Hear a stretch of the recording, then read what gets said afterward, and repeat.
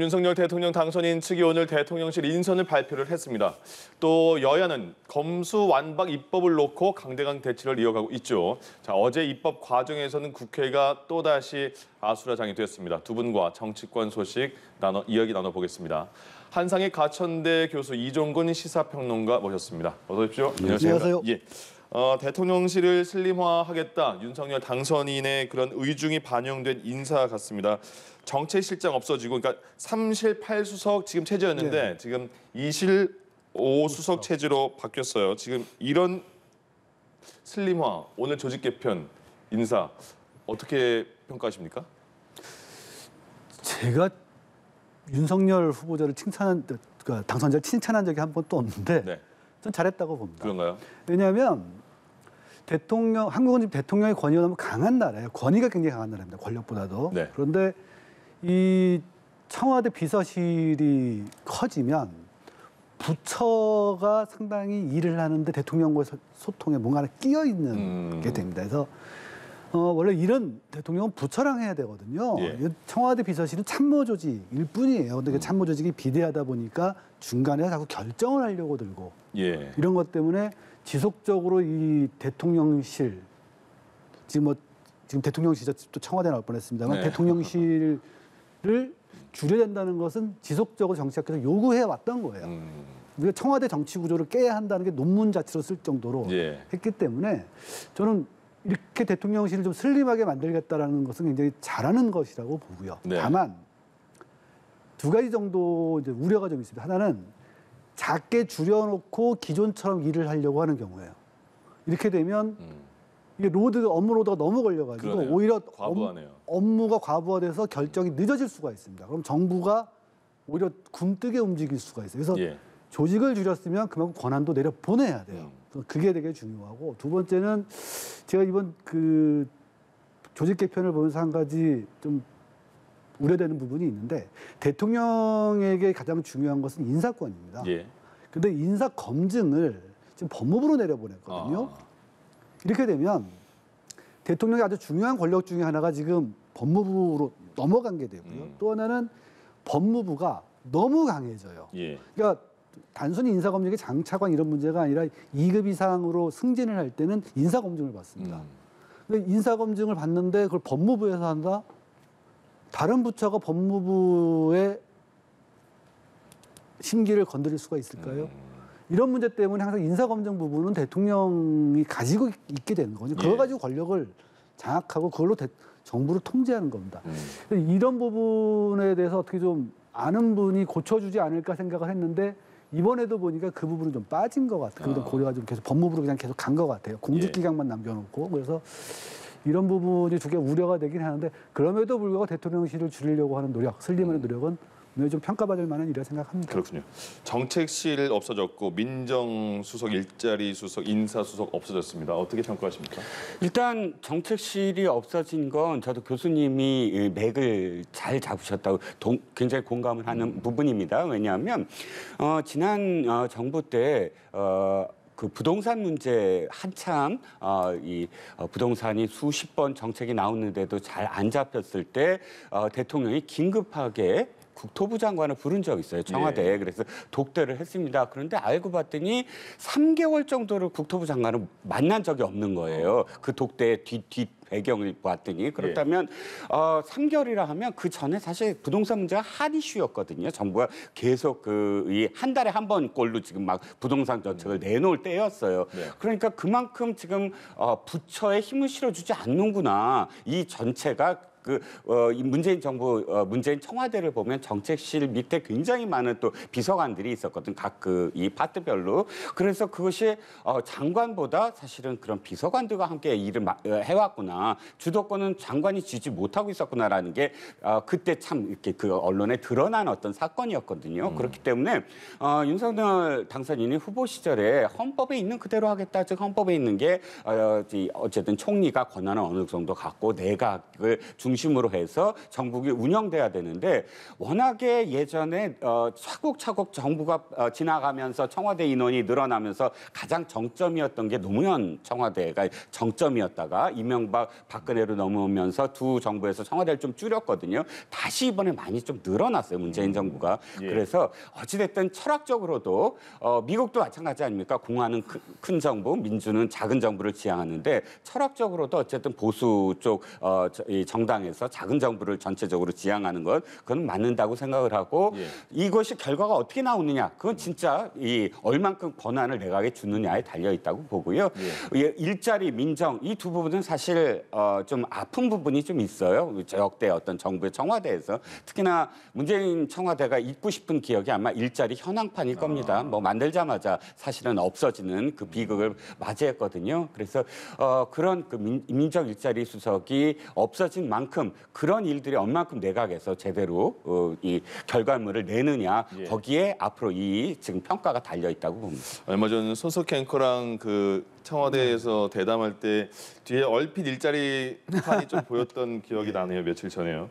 지금 그러면 조금 더 안으로 들어가서 지금 2실 5수석 그리고 국가안보실 비서실과 국가안보실이 2실 체제인데 국가안보실장에는 김성한 전 외교부 차관이 임명이 됐습니다. 시민사회 수석은 좀 힘을 오늘 발표 보니까 힘을 좀 주는 것 같은 느낌의 강승규 전 의원도 있었고 오늘 명단 중에서는 어떻게 좀 이 부분은 좀 살펴볼 만하다 포인트가 있을까요? 저는 그 청와대 참모 조직은 사실은 장관들하고 내각하고 좀 다릅니다. 네. 참모 조직은 그저 참모 조직이거든요. 따라서 이전에 그 문재인 정부 출범했을 때 뭐 캠코더 인사다라고 비판했는데 정말 안 맞다고 보거든요. 캠프에서 자기랑 생각이 같은 사람들을 참모로 써서 이야기를 하는 겁니다. 그래서 저는 인선 자체가 어떠냐, 자기하고 뜻이 잘 맞는 사람들을 참모를 쓰는 게 맞거든요. 예. 인선이 많으니까. 그래서 뭐 또 우리 김성한 실장님 같은 50년 지기 얘기 또 나오지 뭐 않았습니까? 초등학교 동창회로 봤어요. 예. 뭐 직임이 어떻습니까? 자기랑 뜻만 잘 맞으면 되죠. 전 참모 조직은 그래야 한다고 생각을 네. 하는데 다음에 약간 저한 건 두 가지 정도가 하나 있었어요. 예. 하나는 그 기재부 총리가 또 이제 추경호 장관이 부총리가 굉장히 강한 분이잖아요. 네. 아직 안 됐지만 후보자가 기재부 라인인데 예. 또 경제수석을 또 기재부 라인을 썼어요. 이렇게 되면 지금 한국에서 앞으로 경제 문제가 가장 심각하게 기후 변화 이쪽하고 첨단 기술 문제, 제조 기술 문제 아닙니까? 네. 저는 산업 쪽 전문가를 썼으면 어떨까? 산업 부서실 썼으면 좋을까? 이런 생각이 좀 들었어요. 예. 이제 들었고 두 번째는 이제 김태효 1차장 네. 뭐 그분의 능력이 뭐 탁월하다고들 하더라고요. 근데 다만 이분이 뭐에 지금 시비가 걸려 있냐면 친일 시비가 걸려 있어요. 그러니까 일본 자위대를 상륙시켜도 된다. 네. 뭐 일본과는 뭐 군수 지원 협정을 맺어도 된다라고 하는데 지금 정부가 이 일본의 대표단도 보내고 뭐 어쩌고 하면서 그런 눈빛으로 바라보는 게 있거든요. 예. 일본에게 굴복하는 거 아니냐. 예. 굴복하는 거 아니냐. 이게 뭐 양국 간의 문제여서 굴복하냐 안 하냐의 문제는 아니겠지만 우리가 일본하고는 굉장히 좀 특수한 관계잖아요. 근데 이분을 쓴 것으로 인해서 이게 그냥 전체 외교 정책이 아니라 일본과의 관계가 되게 좀 두드러질 수도 있습니다. 그러니까 그런 논란을 안고 꼭 썼어야 하는가. 예. 뭐 요 정도 생각은 해보고 있어요. 오늘 발표된 명단에서는 어떻게 좀 특이점 보이십니까? 일단 저도 지금 청와대 정책실장이 없어지면서 뭐가 문제냐면 너무 경제 위주로만 돼 네. 있다는 거예요. 비서실장도 역시 정무적인 그런 이 고려를 하지 않고 경제 쪽 김대기 비서실장으로 임명을 했고 또 지금 경제수석 말씀하셨듯이 최상목 경제수석 뭐 사실 금융위원회 위원장 이야기도 나왔고 왜냐하면 뭐 그야말로 에이스 중에 에이스다. 관료 사회 옛날에 그 평이 네. 그럴 정도로 능력에 대해서는 자타가 공인을 하지만 너무 한쪽으로 치우친 게 아니냐. 또 재정적으로만 너무 인물들이 지금 집중된 게 아니냐. 뭐 이런 이야기가 있습니다. 그런데 또 일견 돌이켜 보면 지금 가장 큰 문제가 앞으로 닥칠 문제가 스태그플레이션을 중심으로 해서 국가 재정 문제, 인플레이션 문제 이런 문제들을 물가 문제. 근데 이것이 우리만에 국한된 것이 아니라 글로벌 공급망 상황부터 시작해서 글로벌 네트워크가 지금 무너진 문제, 이런 모든 문제들이 가장 먼저 지금 그러니까 바라봐야 될 지점이 무엇인가? 산업을 일으켜서 지금 이게 해결될 문제인가? 아니면 금융이라든지 국가의 어떤 시스템에서 바라봐야 될 것인가? 이 두 가지 중에 그러니까 시스템을 바라봐야 된다. 국가 재정이라든지 이런 것으로서 이 문제를 해결해야 된다라는 메시지라고 저는 보고요. 두 번째는 그래도 이제 시민사회 수석을 조금 확대를 하고 굳이 그 김은혜 캠프에 있었던 강승규 전 의원을 끌어들이고 한 건 보완, 그러니까 너무 한쪽으로만 지금 경제 위기는 맞습니다만 네. 그것을 좀 보완하기 위해서 강승규 전 의원을 갑작스럽게 또 청와대로 이제 좀 차출을 하고 한 그런 그 의도가 아니었겠느냐라는 생각입니다. 알겠습니다. 안철수 인수위원장은 과학교육 수석을 좀 제안을 했는데 거기에 대해서는 새로 이루어지지 않았습니다. 그리고 이제 국회가 다시 폭력국회, 동물국회라는 얘기가 나옵니다. 왜냐하면 검찰의 수사권을 분리시켜야 이른바 검수완박법, 검찰청법 개정안과 형사소송법 개정안 국회를 하나씩 민주당이 통과시키고 있잖아요. 그 과정에서 어제도 굉장히 몸싸움도 일어났고 욕설도 나오고 막 이런 상황이 됐습니다. 그러면 이 과정, 처리 과정부터 전반적인 검수완박법을 실현하기 위한 여야의 과정은 어떻게 평가하세요? 우리가 이제 이 두 가지는 나눠봐야 되는데 하나는 검찰 그 검수지 단박이 단계적 박탈이 됐죠 이제 검수 단박이라고 뭐 덜박이란 말도 나오고. 네, 덜박. 기소권과 수사권을 분리하는 그 법안 이 자체의 정당성과 두 번째는 과정이 되겠죠. 네. 저는 법안 자체에 대해서 이렇게 말씀드리고 싶어요. 1948년도에 우리가 처음으로 이 법을 만들 때 그때도 원래 수사권과 기소권을 분리시키려고 했습니다. 근데 당시 경찰들이 친일 경찰들이 많았기 때문에 예. 경찰 수사권을 줄 수가 없었던 상황에서 되게 단기적으로 했던 거예요. 그때는 그걸 견제하기 위해서 했던 거죠. 예. 이건 당연히 전제로 했던 거거든요. 근데 그것이 이제 그 군사 독재 정부와 우리 검찰 정부라고 하지요. 노태우 정부 이후로는 거치면서 이게 안 되었던 거예요. 그러니까 어떻게 보면 70년 동안 안 되었던 것을 한 것이고 2002년도부터 처음 제기됐을 때부터 20년을 지금 논의해왔던 거거든요. 그 사이 검찰이 반성을 하거나 특권을 내려놓거나 스스로 한 적은 없었어요. 예. 그래서 저는 이 법안을 지금 이렇게 추진하는 거는 단순히 뭐 한두 달 사이 이루어진 것이 아니라 70년, 20년의 긴 역사가 있다는 말씀을 드리고 싶고요. 그런 의미에서 이 법안 자체가 잘 됐냐 못 됐냐를 떠나서 이 법안 자체를 추진하는 것은 당연히 우리가 오랫동안 해왔던 일이다. 예. 이 말씀을 드리고 싶고 두 번째 절차 문제인데 국회에서 가장 좋은 거는 모두가 합의해서 가는 겁니다. 가장 좋죠. 모든 민주주의에서는 협의를 통해 하는 게 제일 좋은데 그것이 안 될 때 우리는 의사결정 방법으로 다수결을 민주주의에 두고 있습니다. 예. 그러니까 의사결정을 해야 할 땐 다수결로 갈 수밖에 없어요. 무한대로 늘릴 수는 없으니까요. 협의를. 따라서 다수결로 가는 건데 그때는 다수결을 존중해 줘야 되거든요. 그래서 어제 보면서 그 통화된 걸 보면서 뭐 여전히 우리는 이 다수결을 존중하는 어느 쪽이 다수가 되든 예. 이 문화는 좀 어렵구나. 아직은 좀 더 많이 가야겠다. 하지만 뭐 국회는 원래 싸우는 곳이니까 국회 예. 싸우라고 만든 조직이잖아요. 주먹질만 안 하고 싸우라고 만든 조직인데 네. 그래서 그래 한국 다수결에 대한 문화가 가려면 좀 시간이 더 걸리겠다. 다음에 또 다수당이 어떻게 될지 모르지만 이 생각을 했는데 예. 제 눈에 딱 거슬렸던 건 딱 하나였어요. 국회의장한테 네. 앙증맞은 몸이라는 그 표현을 한 걸 보고 좀 굉장히 놀랐습니다. 배현진 의원의 왜냐하면 발언이군요. 무슨 얘기든지 할 수 있어요.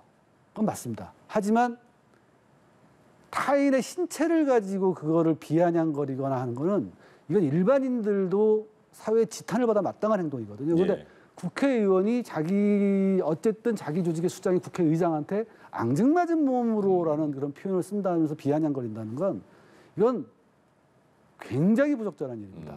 저는 어제 여러 가지 뭐 동물국회라는 표현도 쓰였고 여러 가지 일이 있었지만 저는 가장 꼴불견은 앙증맞은 몸이 아니었나 이렇게 생각이 그렇군요. 듭니다. 국회 선진화법에는 걸리는 상황이 아닌지 그것도 궁금하고요. 박병수 국회의장이 중재안을 냈고 거기에 대해서 중재안을 받아들이는 곳에 힘을 실어주겠다라는 그런 표현을 했잖아요. 그래서 박병수 국회의장도 굉장히 빨리 일처리를 했습니다. 어떻게 보셨어요? 근데 양해하신다면 제가 아까 하려던 말이 하나 빠져서 그래서 김태효 비서관 예, 예. 참 1차장과 관련돼서 말씀을 하신 부분 예. 두둔하려는 건 아니고요. 그런데 조금 더 그 논문을 좀 들여다봐야 된다는 점이에요. 그러니까 자위대가 일본과 관련해서 김태효 예. 차장 내정자가 지금 썼다는 그 논문은 어떤 내용이냐면 자위대 그러니까 우리 한반도 유사시에 뭐 전쟁이 발발하거나 했을 때 자위대가 무조건 들어와서 무슨 군대로서의 어떤 역할을 한다가 아니라 유사시에 이 우리나라에 지금 있는 남아 있는 일본인들을 송환하기 위해서 일부 병력이 와서 송환하는 것을 이 단계적으로 맞는다. 예를 들자면 우리가 아프가니스탄의 우리 교민들을 소개할 때 우리 공군이 가서 공군 그 특수 부대가 가서 돌아오지 않습니까? 그런데 지금 일본은 우리와 그러니까 헌법상으로서도 그렇고 우리와 관계서도 그렇고 만약 유사시에 일본인들을 소개할 때 자신들의 의지대로 갈 수 있는 부분이 아니기 때문에 그 부분에 대해서 물론 그것도 역시 자위대가 우리나라에 상륙한다라고 반대할 수는 있어요. 하지만 무조건 무슨 뭐 작전에 참여하거나 해갖고 뭐 참여하는 것과는 좀 다르다 성격이 그런 점은 좀 말씀을 드리고 싶고 아까 이 질문하신 것에 대해서는 이겁니다.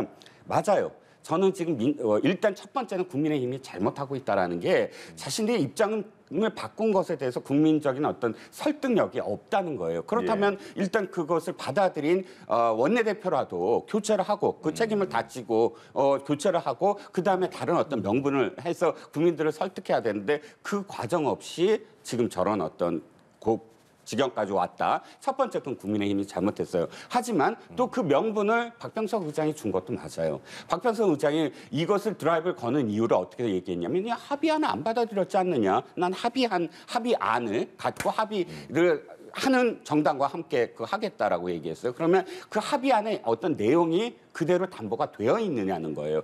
합의안에 가장 중요한 건 뭐냐면 왜 그러니까 국민의힘이 반대를 했고 또 많은 학계나 다 반대를 했냐면 뺏기만 하고 어디로 준다는 얘기가 없어요. 사실은 정확하게는 어디다 권한을 줘야 된다. 그래서 뺏겠다가 돼야 돼요. 형식 논리상. 근데 그게 아니라 무조건 뺏겠다. 근데 이 어디다 주는 건 나중에 얘기하자. 이건 무조건 뺏는 게 중요한 거지.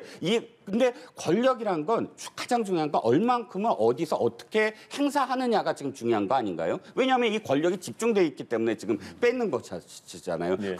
그런데 왜 합의안이 중요하냐면 합의안에는 그나마 1년 6개월을 사개특위가 하고 그다음에 중수청 가칭해서 하겠다. 만들겠다. 그리고 중수청장을 어떤 식으로 뽑겠다. 얘기가 다 돼 있었어요. 그런데 그 합의를 깼다고 해서 그 합의안에 가장 중심되는 내용을 다 없애버리고 그건 징발됐거든요. 그리고 그대로 한다면 박병석 의장이 얘기한 명분은 저는 어느 정도 굉장히 사라졌다고 생각을 하거든요. 그리고 박병석 의장 마지막으로 한 가지만 어떤 일이 있더라도 국회의장은 유감 표명을 해야 돼요. 어떤 유감 표명? 자신이 지금 회기를 쪼개는 거. 그러니까 진영을 달리해서 국민의힘 쪽 의장이 만약에 국민의힘이 어떤 발의를 해갖고 이렇게 몰아붙일 때 전 똑같이 의장을 비판할 겁니다. 유감 표명부터 해라. 왜냐하면 그건 선진화법에 지금 물리적 충돌도 안 되지만 최소한 선진화법에 맞는 게 안건 조정이 90일 동안 수기하라. 야당의 의견을 들어라. 소수당의 의견을 들어라라는 거죠. 다수결 인정하는 건 좋지만 그럼에도 불구하고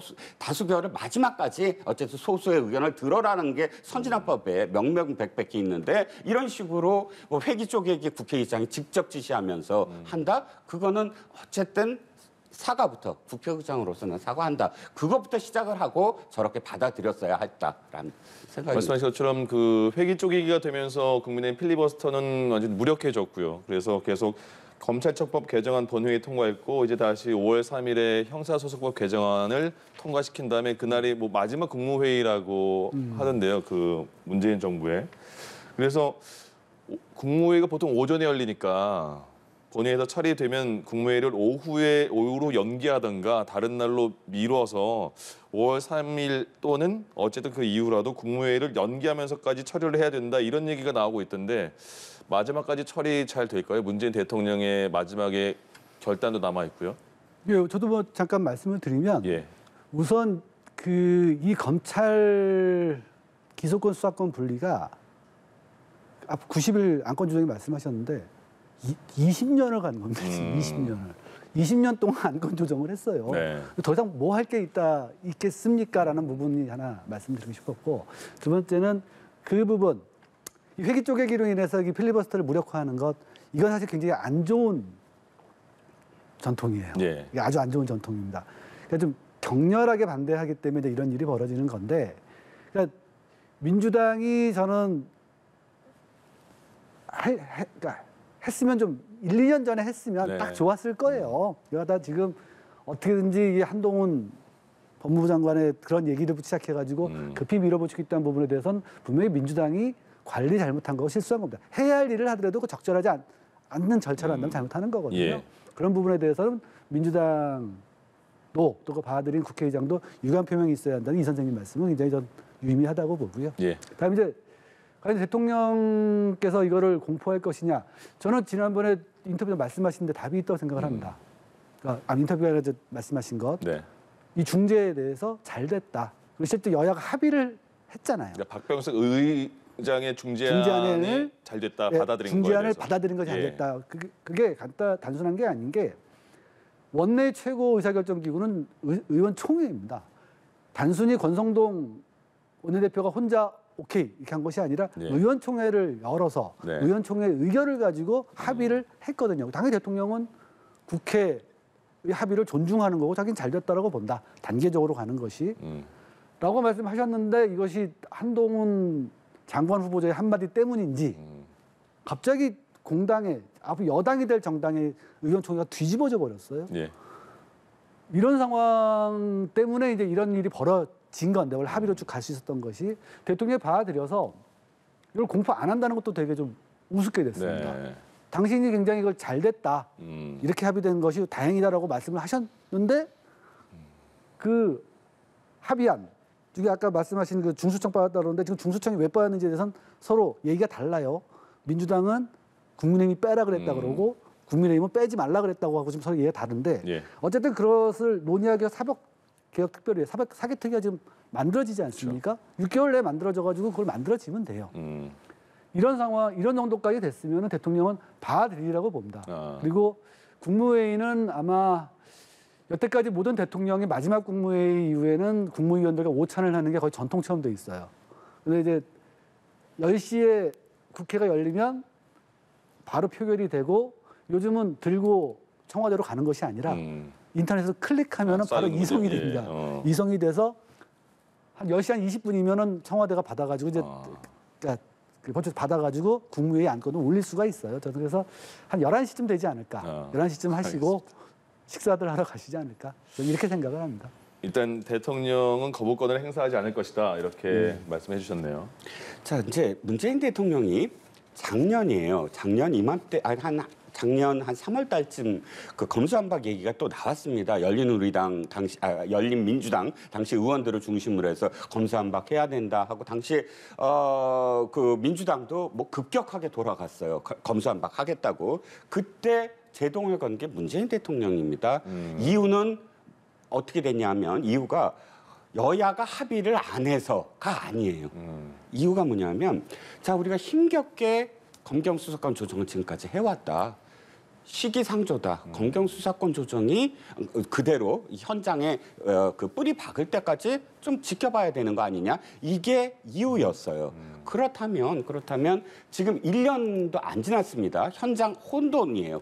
그야말로 혼돈입니다. 그 경찰 내부의 아까 이프로스가 아니라 경찰 블라인드 그런 그 커뮤니티에 너무너무 혼돈이 많은 그런 그 일선 그 경찰 직원들의 어떤 목소리가 터져 나오고 있습니다. 그러면 문재인 대통령의 그 이유 그대로 사실 아직은 뿌리 박지도 못했어요. 그런데 지금 만약에 그 안이 왔을 때 이게 형식적으로 여야가 합의했기 때문에 무조건 잘 됐다? 그러면 대통령은 여야가 무조건 합의하면 그거 다 거부권을 행사하지 말아야 됩니까? 중요한 건 자기 생각이 있어야 돼요. 나는 대통령이 여야가 합의하기 이전에 지금 합의안이 내 철학과 맞고 그다음에 작년에 한 그 뿌리 박은 거 뿌리 다 바뀌었다고 본다. 논리적으로 자신의 생각이 담겨서 그것을 받아들이는 게 첫 번째고 거기에 금상첨화로 여야가 합의했으니 이건 내가 물릴 수 없지 않느냐. 이 논리가 맞지. 자신의 생각을 한 번도 밝히지도 않고 작년에 한 말 이후에 지금까지 국회에서 이렇게 이 갈등을 벌어졌을 때도 자기 생각 아무것도 없고 마지막에 완이 왔는데 국회가 이렇게 합의를 했기 때문에 라고 이유를 한다면 그럼 철학이 없는 대통령이고 검수완박에 대해서 아무 생각이 없는 대통령이 다 극단적으로 얘기하면 그렇게 표현이 될 수밖에 없지 않겠습니까? 작년에 한 말에 대해서 이어서 1년이니까 거기에 대한 어떤 이야기와 더불어서 내용에 대한 이야기까지 하셔라. 그래서 철학을 자신의 생각을 담아서 합의하는 받든 말든 해야지. 진짜 여야가 정말 다수에 의해서 악법을 만들었을 때 대통령이 그런 거북고 자신의 생각과 다를 때 합의했다고 무조건 받아야 됩니까? 형식 논리이긴 하지만 그러나 아쉬운 점은 대통령이 자신의 생각을 밝히지 않고 자꾸 국회 얘기만 하셔서 제가 드리는 말씀입니다. 이번에 그 손석 앵커와의 인터뷰에서는 검수완박에 대한 어느 정도의 구체적인 의견은 말했다는 생각도 듭니다. 예. 다음은 인사청문회 당장 내일부터 이번 주 인사청문회 굉장히 많이 몰려 있습니다. 특히 일단 한덕수 총리 후보자를 과연 먼저 통과를 시켜야지 그 밑으로 내각 장관들의 청문회가 진행이 될 텐데 한덕수 총리 후보자에 대해서는 어떻게 인사청문회가 진행될까요? 굉장히 사실 별거 더 나올 건 없어요. 너무 거의 나올 건 다 나왔어요. 다 나왔는데 이번에 이해 충돌, 외국계 회사와의 이해 충돌 문제라든가 제가 이번 그 총리 지명부터 장관부 지명까지 쭉 보면서 솔직히 뭐라고 표현을 해야 될까 참 어렵게 생각했는데 그저께 그 서울대 이중구 명예교수께서 참 구질구질하다고 표현을 하셨더라고요. 그 총리까지 한 사람이 몇 천만 원 뭐 이를 한다 또는 한동훈 후보자 같은 경우에는 그 100만 원 아끼려고 차 사는데 경기도로 주소 이전하고 구질구질한 표현을 하셨는데 제가 안대희 전 대법관이죠. 이분이 총리를 하셨다가 총리를 지명 때 낙마하신 게 16억짜리 수임료였어요. 근데 지금 한덕수 전 총리 후보자께서는 지금 16억의 문제가 아니라 이게 지금 30억이 이란 얘기도 있고 더 단다는 얘기도 있고 뭐 이런 얘기가 나오고 있거든요. 거기다가 외국계 기업 관련 업무를 하면서 외국계 기업에게 몇 년치 임대료를 한꺼번에 받는 그런 이해 충돌도 있었고 그래서 쉽지 않을 것 같아요. 이런 부분들에 대해서 충분히 본인이 성명이 안 되면 지금 민주당이 부결을 시킨다고 해서 이것에 대한 책임을 많이 물을 수가 없는 상황이 됐어요. 그 정도까지 생각하시나요? 그럼에도 불구하고 한 가지 이제 고려할 점은 아무래도 정부가 출범을 해야 되니까 정부 출범을 해야죠. 정부 출범했는데 김부겸 총리님 앉아 계시고 이러면 안 되지 않겠습니까? 그런 의미에서 저는 이번 인사청문회에서 제가 한덕수 전 총리 후보자께서 정말 설명을 정말 잘하시고 흡수를 잘하셔서 통과됐으면 하는 바람입니다.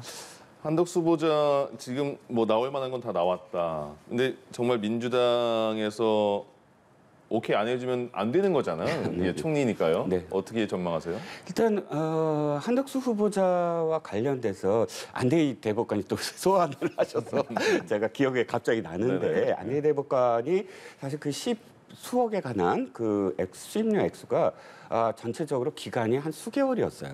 1년 이내였어요. 수개월 만에 그렇게 됐다. 그때 당시에 국민적인 어떤 이 공감이 안 됐던 부분이 그렇게 짧은 기간에 그렇게 많은 뭐 이렇게 됐거든요. 그런데 거기에랑 비교를 하면 어쨌든 한덕수 그러니까 지금 내정자는 4년에 지금 18억입니다. 그러니까 1년에 얼마 뭐 이렇게 계산을 하면 안대희 대법관과 약간 좀 차이가 있을 것 같고요. 이 자료 제출을 한번 제가 정량적으로만 얘기하면 한덕수 총리 내정자에게 내민 1,090건 중에 80%를 지금 냈다는 거거든요. 그러면 800건을 낸 거예요. 그러면 거꾸로 정세균 그 총리 후보자 시절에 250건을 요구를 했는데 125건을 냈어요. 한쪽은 800건을 냈고 한쪽은 125건을 낸 거거든요. 네. 그러니까 미제출한 그 분량으로만 따지더라도 물론 그 안에 뭐뭐가 있다 없다를 하면 다시 정세균 총리를 소환하면 50% 중에 뭐뭐 안 냈다라고 제가 또 말씀을 드리면 구차해지고 저도 그래서 저는 좀 정략적인 부분이 좀 있을 것 같아요. 지금 보면 민주당 쪽이 예를 들어서 진짜 타깃인 몇몇 사람, 뭐 한동훈 또는 뭐 정호영, 뭐 이런 한 세 사람 정도를 타깃으로 해서 딜을 하려고 하는 게 아니냐. 한덕수 총리, 그래 우리가 투표는 할게. 그리고 우리 당론으로는 정하지 않을게. 각자 투표하는 걸로 하고 할게. 이 사람은 절대 안 돼. 라는 협상용이 아닐까. 뭐 이렇게 추측을 해봅니다. 이번 주가 굉장히 뜨거워질 한 주가 될 것 같습니다. 한상희 가천대 교수 이종근 시사평론가 두 분과 함께했습니다. 고맙습니다. 감사합니다.